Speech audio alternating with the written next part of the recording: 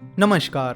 क्या अकेला पर्सन दुनिया बदल सकता है या फिर सोसाइटी को बहुत ज्यादा प्रोग्रेस करने में हेल्प कर सकता है? तो जवाब है हाँ। तो आज हम ऐसे एक पर्सन के बारे में बात करने वाले हैं जो कई सारे रियल टाइम प्रॉब्लम्स को सॉल्व करने की कोशिश कर रहे हैं, जैसे ट्रैफिक का प्रॉब्लम, क्लाइमेट चेंज का प्रॉब्लम, पेमेंट सोल्यूशन का प्रॉब्लम एटसेट्रा।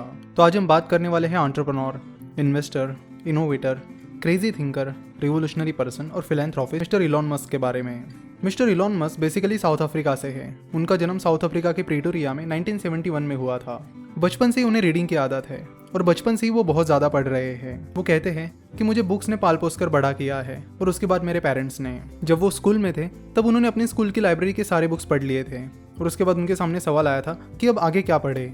कंप्यूटर और प्रोग्रामिंग में उन्हें बचपन से ही दिलचस्पी थी। फिर उन्होंने अपने आप ही कोडिंग सीखना शुरू कर दिया और एक वीडियो गेम बनाया। उस वीडियो गेम को उन्होंने जल्दी एक कंपनी को बेच दिया और अच्छा खासा पैसा कमा लिया। बचपन से ही वो इनोवेटिव चीज़ों में काफ़ी इंटरेस्टेड थे और इन्हीं चीज़ों के बारे में वो डे ड्रीमिंग करते रहते थे। वो डे ड्रीमिंग में इतने ज़्यादा डीपली घुस जाते थे कि कई बार उन्हें आजू बाजू में क्या चल रहा है ये पता ही नहीं चलता था। एक बार तो उनके पेरेंट्स ने उन्हें डॉक्टर को दिखाया कि कहीं इलॉन को कम तो सुनाई नहीं देता। 17 साल की उम्र में उन्होंने साउथ अफ्रीका छोड़ दिया और वो कनाडा चले गए। वहाँ पे उन्होंने क्वींस यूनिवर्सिटी को ज्वाइन कर लिया। उसके बाद 1992 में अपनी ग्रेजुएशन कंप्लीट करने के लिए वो यूएस चले गए। अपनी ग्रेजुएशन कंप्लीट करने के बाद वो स्टैनफोर्ड यूनिवर्सिटी चले गए पीएचडी करने के लिए। लेकिन 2 दिन बाद ही उन्होंने स्टैनफोर्ड यूनिवर्सिटी से ड्रॉप आउट कर लिया और वो अपनी पहली कंपनी Zip2 कॉर्पोरेशन पर काम करने लगे।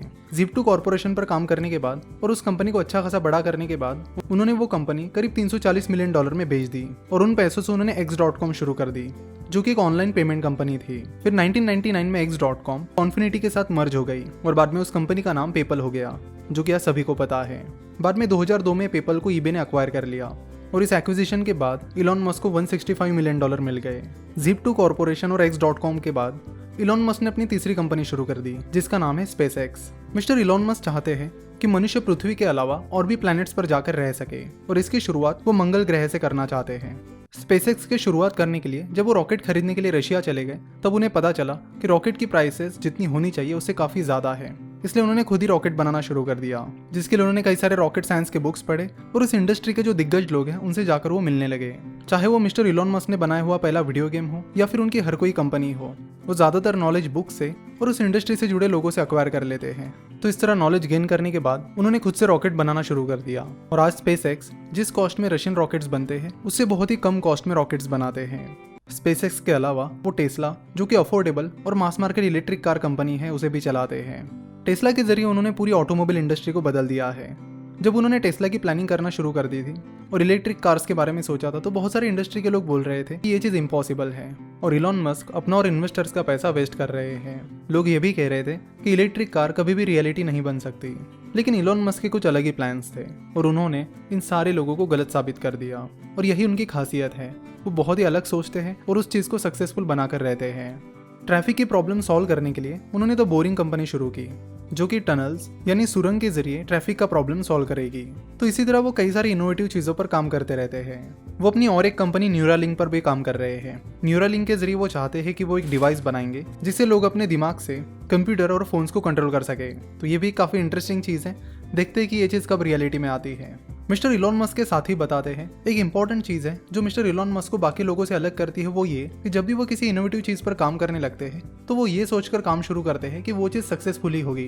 वो फेलियर के बारे में कभी सोचते ही नहीं हैं। उनके क्रेजी आइडियाज़ और इनोवेशंस को देखकर कई सारे उनके साथी बीच में ही कंपनी छोड़ देते हैं, क्योंकि उन्हें लगता है कि कंपनी आगे नहीं चल पाएगी, ये चीज़ रियलिटी में नहीं हो पाएगी। लेकिन उसके बावजूद भी वो सक्सेस हासिल कर लेते हैं। उन्होंने बैंकिंग सिस्टम के अगेंस्ट जाकर X.com शुरू कर दी, एरोस्पेस इंडस्ट्री के अगेंस्ट जाकर SpaceX शुरू कर दी और ऑटोमोबाइल इंडस्ट्री के अगेंस्ट जाकर टेस्ला शुरू कर दी।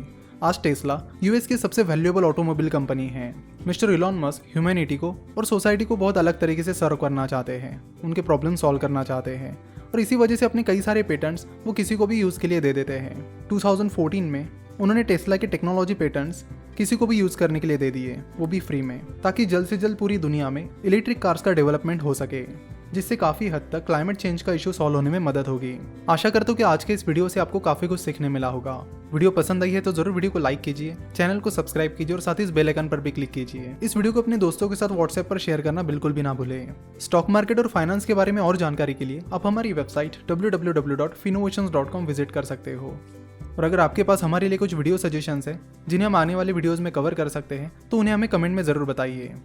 वीडियो देखने के लिए और हमारे साथ जुड़े रहने के लिए आपका बहुत बहुत धन्यवाद।